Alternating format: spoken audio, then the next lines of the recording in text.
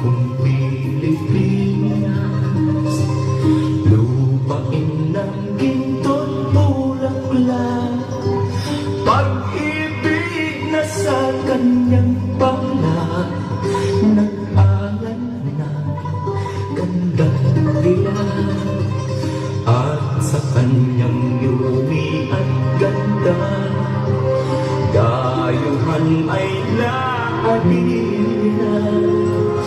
Bayan ko, binihag ka, nasadlak sa dusa.